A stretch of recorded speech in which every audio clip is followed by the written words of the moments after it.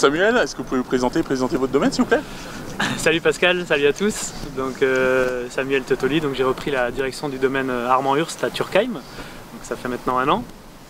Donc un petit domaine familial, historique, qui était donc géré par Armand et Nicole Hurst pendant plus d'une trentaine d'années. Et donc effectivement, j'ai repris le domaine l'année dernière. Un domaine de 12 hectares en biodynamie, dont la particularité de notre domaine, c'est qu'on a 7 hectares sur le Grand Cru Brandt. Donc c'est vrai que c'est une belle image pour nous et d'avoir un beau vignoble majoritairement sur le Grand Cru. Et le reste de nos vignes se situe principalement sur les coteaux attenant au Grand Cru, dont le vignoble où on est aujourd'hui également.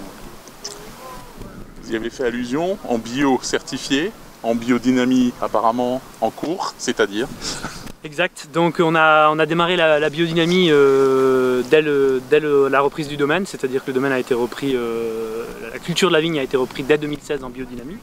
Donc effectivement, on est encore en conversion cette année, le premier millésime qui sera certifié sera le millésime 2019.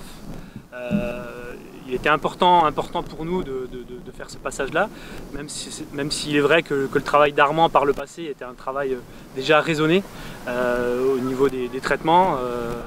Il désherbait encore un petit peu sous le rang, mais il y avait déjà beaucoup de labour. Donc c'est vrai qu'on se rend bien compte que la vigne a bien réagi au passage en biodynamie, qu'elle trouve son équilibre assez rapidement, et on en ressent déjà les bienfaits dès à présent. Ouais. Justement, j'allais y venir, même si c'est un peu court pour en parler. Est-ce qu'au niveau de la bouteille, c'est déjà quelque chose qu'on sent, ce changement? Effectivement, c'est toujours compliqué de répondre à cette question-là, parce que je dirais oui, si vous me posez la question, je dirais oui. Maintenant, pour moi, ce qui est le plus important, c'est de voir surtout comment la vigne réagit. Et on se rend bien compte que maintenant, à l'espace d'un an et demi, enfin cette année c'est encore plus parlant dans certaines vignes, qu'il y a vraiment des vignes qui ont trouvé un équilibre différent, qui réagissent différemment aussi. Donc je pense que oui, pour moi il y a vraiment déjà un ressenti différent. Et surtout, au niveau des vins, il y a également un ressenti différent au niveau des salinités, au niveau des acidités. Cette année, ça va être vraiment très important, puisqu'on a vraiment besoin d'acidité cette année. Donc je suis assez satisfait en tout cas des acidités qu'on peut retrouver cette année. Donc oui, je pense que c'est déjà parlant. Ouais. Vous parliez de la vigne, on y est en plein milieu. Vous pouvez peut-être nous parler du lieu sur lequel nous sommes? Oui, alors effectivement on est sur un lieu-dit qui est pas très connu, c'est le lieu-dit Bolland, donc qui se situe, on est encore sur la commune de Turckheim, on est sur la partie est du Grand Cru Brandt, et cette partie-là est très intéressante. On voit, derrière moi on voit le Heimbourg, qui a un petit peu plus de notoriété, je dirais, que le Bolland. On est quasiment sur les mêmes natures de sol. Et la particularité effectivement du Bolland, c'est qu'on est sur des calcaires du Muschelkalk, donc des calcaires très durs, très intenses. La roche est vraiment à fleur, hein. Il y a très peu de sol, très peu de terre. Donc ça nous donne des vins vraiment très pointus, très francs, avec des acidités vraiment très droites. Ça fonctionne très bien effectivement sur les Riesling, mais sur les Gewürz également. Et donc ce qui est assez rigolo, on va dire, rigolo non, mais ce qui est assez parlant, on va dire, sur ce secteur-là, c'est que comme je disais, on est sur le Brandt est sur notre gauche, on est à quelques mètres du Brandt, qui est un terroir pur granit. Et là on bascule, comme je disais, sur des calcaires, tout simplement parce qu'il y a une faille qui passe juste à ce niveau-là, au niveau du Clos Yepsal qui est un peu plus bas. Et donc effectivement, on bascule vraiment sur un terroir totalement différent, ce qui fait, on le répétera jamais assez, mais ce qui fait la force de l'Alsace, cette mosaïque de terroir, ces différences à 100 mètres, à 50 mètres, 100 mètres, on peut avoir des natures de sol complètement différentes. Ouais. Tout à fait. On va peut-être parler un petit peu de ce millésime 2018. Tout d'abord, la pratique culturelle pour vous, et ensuite la vinification, quoi. Exact.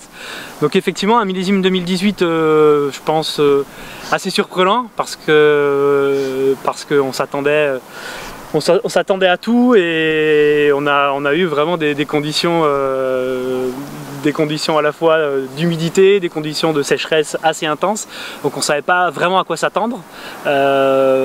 Une fois de plus, je le répète encore, mais la biodynamie, je pense qu'elle a vraiment parlé cette année.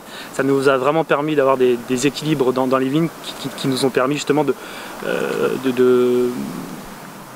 comment dire, pas de lutter, parce que c'est pas le bon terme, mais de mieux gérer en tout cas la sécheresse du millésime.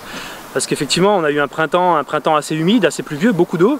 On s'est dit, oula, on va partir sur un millésime très humide, ça va être assez compliqué à gérer. Et puis, s'en est suivi une période de sécheresse vraiment rude, avec quasiment 4 mois de sécheresse, pas d'eau.